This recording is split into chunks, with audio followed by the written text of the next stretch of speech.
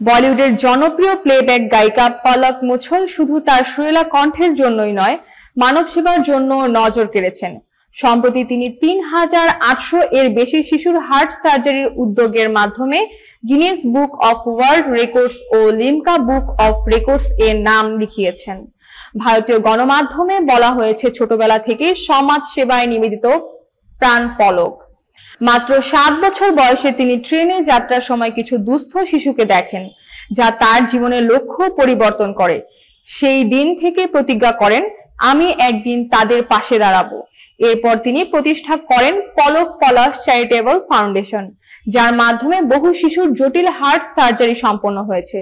কার্গিল যুদ্ধে আহত জওয়ানদের চিকিৎসার জন্য গান গেয়ে মাত্র 7-8 বছর বয়সে তিনি 25,000 টাকা উপার্জন করেছিলেন। পলকের এই উদ্যোগে শুধু শিশুদের জীবন পরিবর্তন করেনি, বরং তাকে প্রথম বলিউড গায়িকা হিসেবে গিনেস রেকর্ডে জায়গা করে দিয়েছে। গান এবং মানব সেবা একত্রে পলক মুছলকে অনুপ্রেরণার নাম হিসেবে প্রতিষ্ঠিত করেছে।